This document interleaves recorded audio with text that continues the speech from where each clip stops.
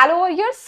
गट ब मुख्य परीक्षा 2026 ची तयारी कोणी करायची आणि ती कशी करायची याच्याबद्दल आज आपण बोलणार आहोत. काही गोष्टी 2025 चा मुख्य परीक्षेचा पेपर झाल्यानंतर ज्या लक्षात आलेल्या आहेत की नेमका काय बदल होत चाललाय, किंवा 2024च्या मुख्य परीक्षेला 2023च्या मुख्य परीक्षेला जो काही कट ऑफ वाढलेला होता, जे काही मुलांनी चांगले मार्क्स घेतलेले होते, 2025ला सेम तशीच परिस्थिती राहील का, या सगळ्या गोष्टी आणि मग नेमका आता अभ्यास कुणी कुणी करायचा याच्याबद्दल थोडक्यात आपण बोलणार आहोत. तसं जर पाहायला गेलं तर या परीक्षेसाठी 2025 मुख्य परीक्षेसाठी तुमच्याकडे जो कालावधी शिल्लक आहे जवळपास 5 महिने प्लस आय थिंक 10 ते 12 दिवस असतील. काल म्हणजे 15, 13, 14 दिवस आहेत. 10, 12 दिवस जे आहेत ते तुम्ही अंदाजे पकडून चाला.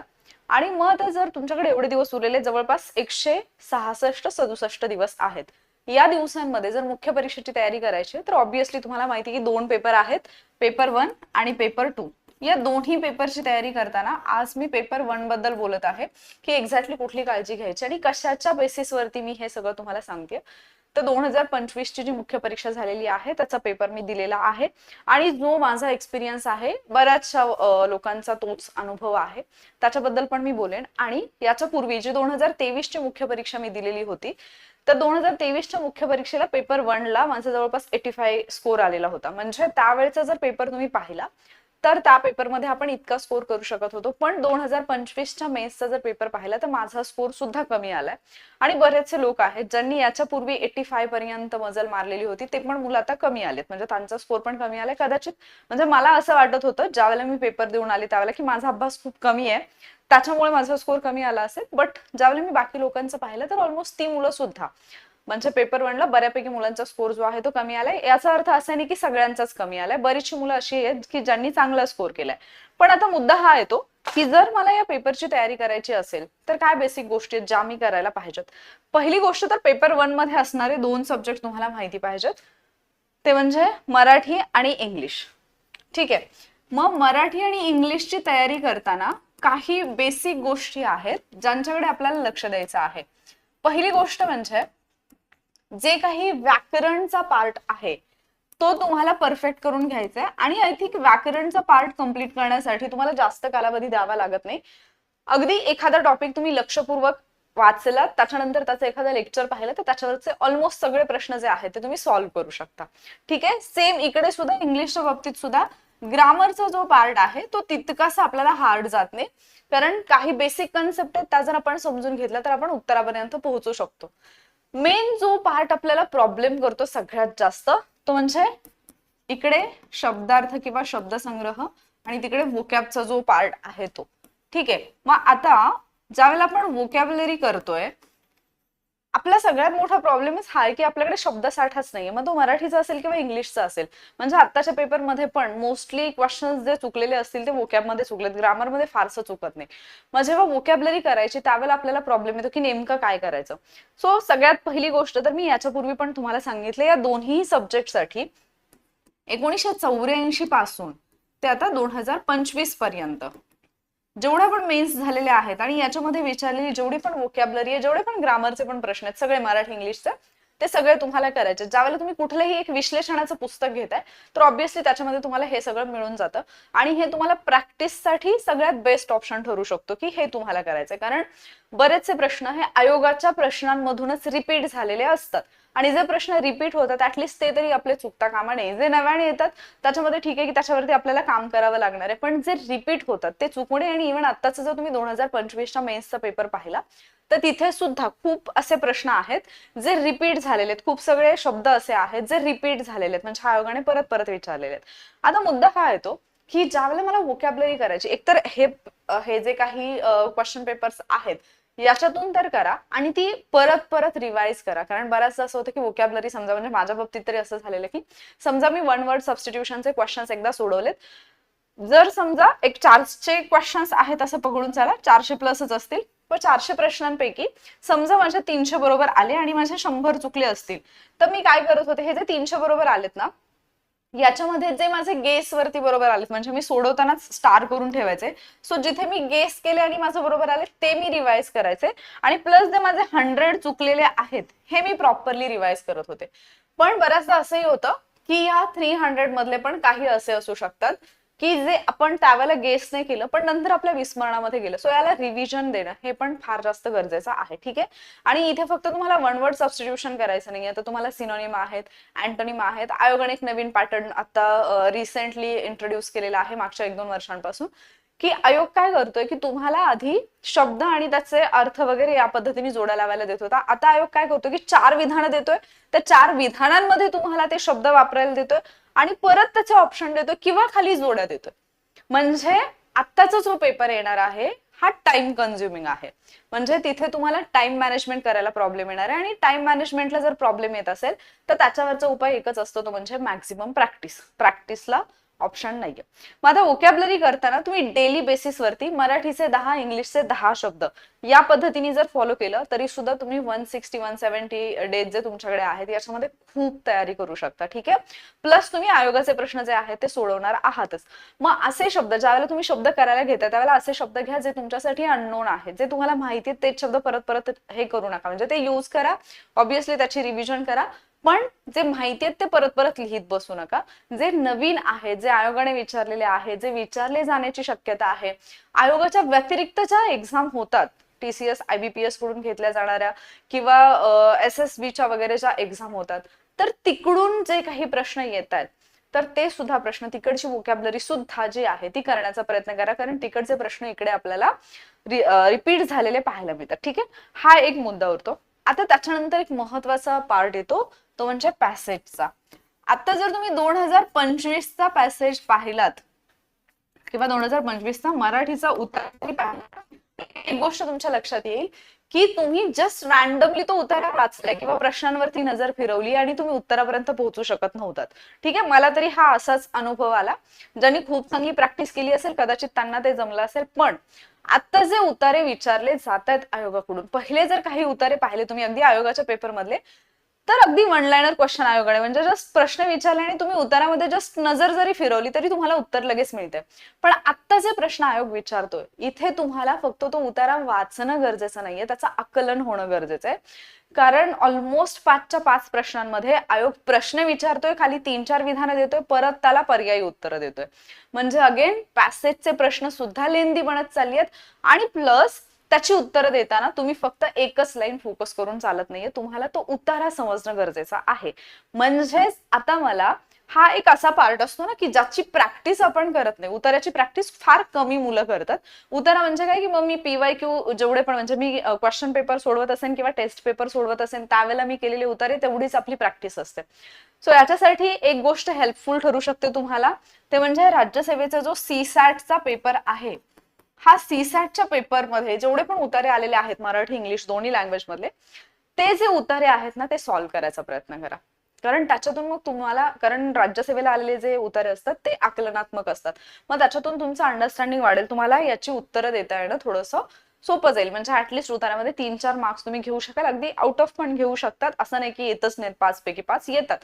पण बऱ्याचदा उतारामध्ये मार्क्स न येण्याचं कारण हे असतं की जोपर्यंत आपण उतारा सोडवायला जातो त्या 1 तासामध्ये तोपर्यंत आपल्या ब्रेनची कॅपॅसिटी बऱ्यापैकी कमी झालेली असते किंवा आपला मेंदू हे एक्सेप्ट करायला तयार नसतो की उताराला आपण थोडा जास्त वेळ दिला पाहिजे. कारण पुढचा बराचसा पार्ट, म्हणजे मराठीचा उतारा सोडवताना तुम्हाला इंग्लिशच्या गोष्टी दिसत असतात आणि इंग्लिशचा उतारा सोडवायला जरी तुम्ही शेवटी घेतलं तर तुम्हाला वाटतं की मागे काही प्रश्न राहिलेत ते मला सोडवायचे आहेत.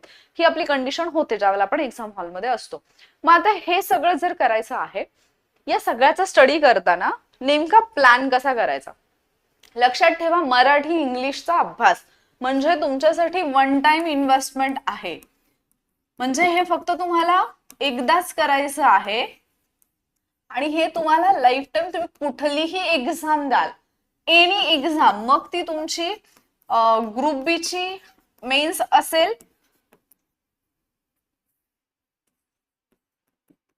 ग्रुप बी ची मेन्स असेल किंवा तुम्ही ग्रुप सी ची मेन्स देत असाल किंवा तुम्ही एखादी सरळ सेवेची एक्झाम देत असाल किंवा आता आयोगाचं जो काही ग्रुप सीचा नवीन सिलेबस वगैरे येईल, आत्ताच्या एक्झामसाठी तो लागू होणार नाही ऑब्व्हियसली, कारण आयोगाने पण तसं परिपत्रक काढून, प्रसिद्धीपत्रक काढून ते जाहीर केलेलं आहे.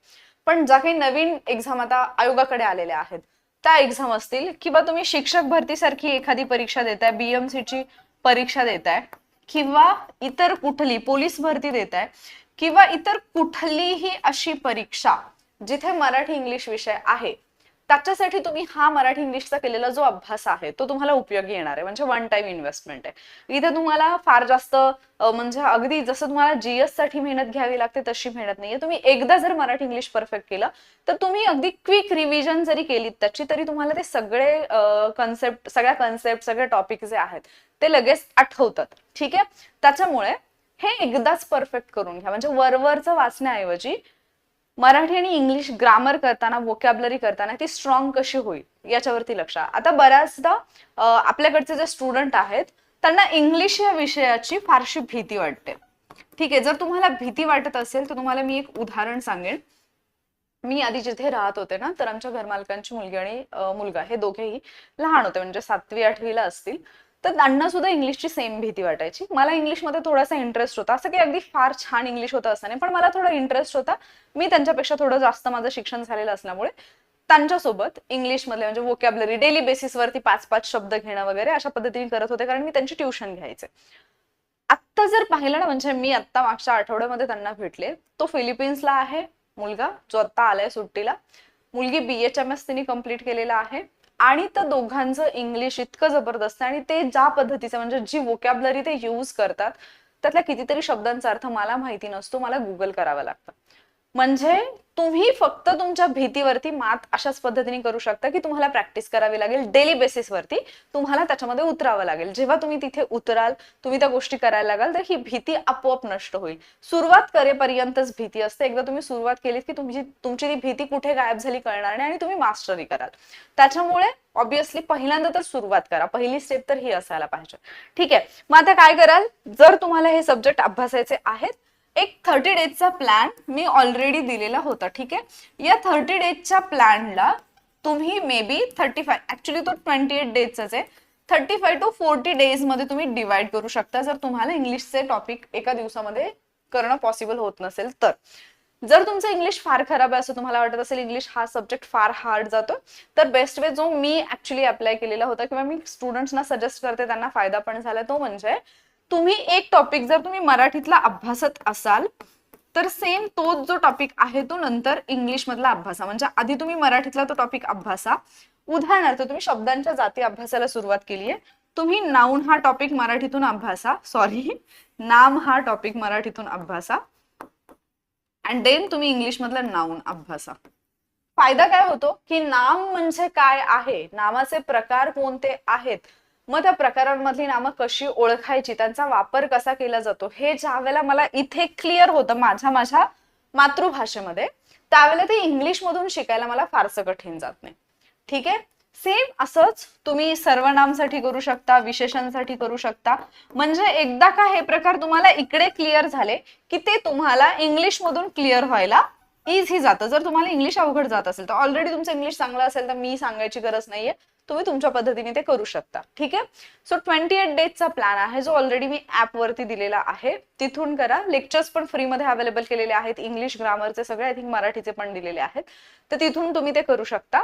आणि हे करत असताना फक्त पेपर वनच मग मी 30 दिवस 40 दिवस फोकस करू का, तर नाही. याच्या सोबत जी गोष्ट तुम्हाला करायची आहे ती म्हणजे डेली बेसिस वरती तुम्हाला मॅथ्स रिझनिंगची प्रॅक्टिस करायची. म्हणजे हा एक असा सब्जेक्ट आहे की ज्याला तुम्ही इग्नोर नाही करू शकत आणि याला इग्नोर करून तुम्ही क्वालिफाय होऊ शकत नाही. बिकॉज तुम्ही आता जर मेन्सला गेलात तर 22 questions is equal to 44 marks जे आहेत हे तुम्हाला हा एक सब्जेक्ट मिळवून देणार आहे. मग बऱ्याच जणांसाठी की मॅम इतके मार्क्स येत नाहीत, इतका वेळ पुरत नाही, मिळतात मुलांना. आत्ताच्या मेन्सच्या बॅच मधले एक स्टुडंट आहेत ज्यांनी 19 मार्क्स घेतलेले आहेत, तर तेवढे मार्क्स येतात मुलांना. तुम्हाला फक्त प्रॅक्टिस करावी लागते. आणि मग आपण जर एक्झाम तोंडावरती आल्यानंतर प्रॅक्टिस करत असू तर ऑब्व्हियसली आपल्याला ते टाइम कन्झ्युमिंग वाटतं आणि शेवटी पेपरला कसं डील करायचं हे पण तुम्हाला शिकावं लागणार आहे या सगळ्या प्रोसेसमध्ये. लक्षात ठेवा, जर आयोगाचा ट्रेंड बदलताना दिसतोय आपल्याला किंवा आधी जो मुलांचा स्कोर फार हाय गेलेला होता, कट ऑफ जो हाय गेलेला होता तो जर आता कट ऑफ कमी येतोय किंवा जर पेपरची काठिण्य पातळी वाढतीये तर याचा अर्थ आयोग काहीतरी नवीन गोष्टी इम्प्लिमेंट करतोय आणि ते करणं आयोगाला गरजेचं, कारण आयोगाला पण स्वतःचं अस्तित्व, स्वतःचं स्टँडर्ड जे आहे ते जपायचंय. आणि जर आयोग ते करत असेल तर आपल्या अभ्यासामध्ये तो बदल येणं गरजेचं आहे. म्हणजे मागचा काळ असा होता की ज्यावेळेला तो बदल एक्सेप्ट करणं आणि तो बदल आपल्या अभ्यासामध्ये आणणं याच्यामध्ये मुलांना 4-5 वर्ष लागत होती. पण आता जेवढी माहिती तुमच्यापर्यंत येते किंवा तुम्हाला जेवढे प्लॅटफॉर्म्स अवेलेबल आहेत गाईड करणारे, तर तुम्ही तो बदल पटकन करू शकतात. ठीक आहे. सो या गोष्टींची काळजी घ्या. मग आता इथून पुढे तुमच्या प्लॅन मध्ये काय असेल, पुढच्या 30 डेज साठी तुमच्याकडे एक प्लॅन असेल जिथे तुम्ही 2 सब्जेक्ट करणार आहात, मराठी आणि इंग्लिश. आणि हे 2 सब्जेक्ट करताना म्हणजे एक तर ग्रामर तर डेली बेसिस वरती तुम्ही कराल, जे की तुम्हाला टाइम टेबल मध्ये दिलेलं आहे, प्लस डेली 10 वर्ड्स मराठीचे, 10 वर्ड्स इंग्लिशचे हे करायचे. प्लस तुम्हाला ज्या वेळेला पण बोर होईल की आता नाही करावं असं वाटत आहे, त्यावेळेला सरळ ते जे मी तुम्हाला आता सांगितलं 1984 ते 2025 पर्यंतचे प्रश्न असणारे, माझ्याकडे 2023 पर्यंतचं पुस्तक होतं. बाकीचे मी डायरेक्ट क्वेश्चन पेपर मधून केलेले. सो तुमच्याकडे जे पुस्तक अवेलेबल असेल त्या पुस्तकातून ज्या वेळेला पण रिकाम्या वेळ तुम्ही बसाल त्यावेळेला जस्ट रॅन्डम क्वेश्चन सोडवायला सुरुवात करायची. ठीक आहे, की ते पुस्तक माझं कंप्लीट झालं पाहिजे हे टार्गेट ठेवा, कारण ते एक पुस्तक तुम्हाला खूप जास्त मार्क्स मिळवून देतं. ठीक आहे, ते कुठल्याही पब्लिकेशनचं घ्या तुम्ही, असं काही नाही. माझ्याकडे बाळासाहेब शिंदे सरांचं पुस्तक होतं, तुम्ही कुठलंही पुस्तक घ्या, पण त्यातले प्रश्न आधी स्वतः सोडवा आणि मग उत्तर पहा. आपल्याला बऱ्याचदा सवय असते की प्रश्न पाहिला की लगेच पहिल्यांदा उत्तर पाहायचं, तर हे फक्त करू नका. आधी स्वतःला टेस्ट करा, जिथे कमी पडताय तिथे स्वतःमध्ये थोडासा बदल घडवून आणण्याचा प्रयत्न करा, स्वतःला थोडंसं पुढच्या टप्प्यावरती नेण्याचा प्रयत्न करा. ठीक आहे. आता हे सगळं झाल्यानंतर मुद्दा उरतो पेपर 2 चा. पेपर 2 ला मी आता इथे सांगितले की एक विषय मॅथ्स रिझनिंग. आता याच्यामध्ये बरेच आहे, म्हणजे सांख्यिकी पण येते तुम्हाला मेन्सला गेल्यानंतर. तर हे जे काही 22 क्वेश्चन्स आहेत ना, याची डेली बेसिस वरती प्रॅक्टिस करायला सुरुवात करा. हे 22 क्वेश्चन्स कुठल्या टॉपिक मधून येत आहेत ते टॉपिक पहिल्यांदा लिहून काढा एका पेज वरती, आणि त्याच्यानंतर मग 3 दिवसामध्ये एक टॉपिक. तो पण कसा कराल, समजा जर मी डे 1 ला एक टॉपिक घेतला, समजा मी शेकडेवारी हा टॉपिक घेतला, ठीक आहे, पर्सेंटेज. आता माझा डे 1 ला काय करेन, मी सगळं बेसिक जे आहे याचं हे समजून घेईन की शेकडेवारी असते काय, ही कन्सेप्ट काय आहे ऍक्च्युली. बरं, ह्याचं जर मला म्हणजे कुठल्याही गोष्टीचं जर म्हणजे कुठल्याही अंकाचा मला शेकडा काढायचा आहे कुठल्याही गणितामध्ये, तर कुठली मेथड आहे आणि त्याच्यासाठी काही शॉर्टकट आहे का. कारण बरीचशी गणितं जी आहे ती तुम्हाला विथ फॉर्म्युला जाऊन पण त्याची उत्तरं मिळत नाहीत. आता रिसेंटचा आयोगाचा पॅटर्न जर पाहिला तर त्याच्यामुळे बरीचशी गणितं तुम्हाला विदाउट पॅटर्न आणि दुसरं गोष्ट म्हणजे विदाउट फॉर्म्युला, आणि दुसरी गोष्ट म्हणजे एकाच गणितामध्ये 2 वेगळ्या वेगळ्या पद्धतीने ते सोडवणं, म्हणजे एकच टॉपिक कन्सिडर न करता 2 वेगळे वेगळे टॉपिक ते ऍड करून तुम्हाला वेगळ्या वेगळ्या पद्धतीने कॅल्क्युलेशन्स करावे लागणार आहेत. मग पहिल्या दिवशी मी फक्त बेसिक समजून घेईन, दुसऱ्या दिवशी मी पाहीन की असे कुठले कुठले टॉपिक म्हणण्यापेक्षा मी असे म्हणेन की कुठल्या प्रकारचे प्रश्न आहेत जिथे शेकडेवारीचा संबंध येतो. म्हणजे नफा तोटामध्ये पण मला शेकडेवारी करावी लागेल, मे बी मला खरेदी विक्री किंमत जिथे सांगितलेली असेल तिथे शेकडेवारी करावी लागेल. मे बी एखादा प्रवाशांनी भरलेली बस असते पहा, की आयोग उदाहरण देतो की प्रवासी चढले उतरले इतके % उतरले, त्याच्यानंतर एक असतं की एका गावची लोकसंख्या इतक्या टक्के लोकांनी मतदान केलं नाही केलं. हे जे टक्केवारीशी किंवा शेकडेवारीशी रिलेटेड जी वेगळी वेगळी गणितं येतील, हे कुठल्या कुठल्या टॉपिकचे प्रश्न असू शकतात हे मला दुसऱ्या दिवशी पाहायचंय. आणि तिसऱ्या दिवशी मला जस्ट या सगळ्याची प्रॅक्टिस करायची आहे, प्लस मला याच्यावरती आलेले जे PYQ आहेत ते सगळे सॉल्व्ह करायचे आहेत. ठीक आहे. असं प्रत्येक 3 दिवसाला एक टॉपिक असं करत जा. तुमचे समजा 9 दिवस झाले, 9 दिवसामध्ये तुमचे 3 टॉपिक झाले, 10व्या दिवशी हे 3 जे टॉपिक आहेत ते रिवाइज करा. आता रिवाइज करा म्हणजे जेवढं काही सोडवलं तेवढं वाचत बसायचं का नाही, रॅन्डमली या 3 टॉपिक मधले जी वेगळी वेगळी उदाहरणं आहेत, जे वेगळे वेगळे प्रश्न आहेत त्यांची प्रॅक्टिस करा. या मेथडनी जा, मॅथ्स रिझनिंग पण होईल, पेपर 1 तुमचा कम्प्लीट होईल.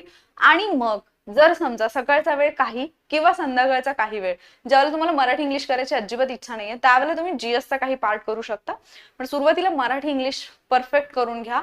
जीएसला पण इग्नोर करू नका, कारण बऱ्याच मुलांचा रिझल्ट जीएस मुळेच जातो. ठीक आहे, म्हणजे माझा तरी तो गेला होता, कारण पेपर 2 चा मी म्हणजे पेपर 2 ला मी तितकं काय म्हणतात त्याला तितका टाइम नाही दिला मी, कारण अल्टिमेटली मला एक्झाम क्रॅक करणं वगैरे असं काही डोक्यात नव्हतं. त्याच्यामुळे मी GS2 ला तितकासा वेळ दिला नाही, जो काही माझा प्रीचा अभ्यास आहे त्याच्यावरती मी ती एक्झाम दिलेली. पण मला असं वाटतं की तुम्ही जीएसला म्हणजे तुम्हाला क्रॅक करायची ऑब्व्हियसली एक्झाम, तर जीएसला तितका वेळ देणं हे गरजेचं आहे. ठीक आहे. सो पेपर 2 बद्दल पण जर तुम्हाला काही डाऊट असतील की कशी तयारी करायची काय, तर मला कमेंट करून विचारा, आपण पेपर 2 बद्दल सुद्धा पुढच्या व्हिडिओमध्ये डिस्कस करूयात. तुर्तास या व्हिडिओमध्ये तुम्हाला पेपर 1 साठी काय काय करायचं आहे हे समजलेलं असेल अशी आशा आहे. जर समजलं असेल तर कमेंट करून सांगायला विसरू नका. आणि पेपर 1 चा अभ्यास करताना असा कुठला एरिया आहे का की जिथे तुम्हाला स्पेसिफिक प्रॉब्लेम जाणवतो की हे करायला कठीण जाते, तर ती समस्या जी असेल ती सुद्धा कमेंट करून विचारा. आपण त्याच्यावरती नक्कीच डिस्कशन करूयात. आणि हा लवकरच लाईव्ह सेशन जे आहेत मे बी उद्या किंवा परवा 1-2 दिवसामध्येच लाईव्ह सेशन जे आहेत ते घ्यायला मी सुरुवात करते. कारण याच्यापूर्वी मी फक्त प्रीमियरला व्हिडिओ टाकलेले आहेत, लाईव्ह सेशन घेतलेले नाहीत. इथून पुढे लाईव्ह येण्याचा माझा प्रयत्न आहे. कारण काही ज्या टेक्निकल गोष्टी होत्या म्हणजे मला जे टेक्निकल इश्यूज जाणवत होते ते बऱ्यापैकी सॉर्ट आउट झालेले आहेत. त्यामुळे आता मला डायरेक्ट लाईव्ह घ्यायला काहीच प्रॉब्लेम नाहीये. सो लवकरच त्याचं नोटिफिकेशन जे आहे आणि त्याच्याबद्दलची माहिती जी आहे ती तुम्हाला युट्यूब कम्युनिटीला मिळून जाईल. ठीक आहे. सो स्वतःची काळजी घ्या, अभ्यास करा, छान हेल्दी राहा आणि जेवढे रिलॅक्स माइंडने अभ्यास कराल तेवढा आउटपुट जास्त मिळेल. हे मी माझ्या एक्सपिरियन्स वरून पण सांगते. कारण ज्यावेळेला तुम्ही खूप जास्त टेन्शन मध्ये ताणतणावात राहून अभ्यास करतात तर चान्सेस असतात की तुम्ही जे वाचले ते तुम्हाला एक्झाम मध्ये आठवणार नाही किंवा तुम्हाला बाकी काही गोष्टींना तिथे फेस करावा लागेल. त्याच्यामुळे जेवढं रिलॅक्स राहून अभ्यास करता येईल तेवढं रिलॅक्स राहण्याचा प्रयत्न करा. ठीक आहे. काळजी घ्या आणि छान अभ्यास करा. लवकरच भेटूयात आपण पुढच्या व्हिडिओमध्ये. तोपर्यंत जर तुम्ही चॅनलला सबस्क्राईब केलं नसेल तर सबस्क्राईब करून घ्या. थँक्यू.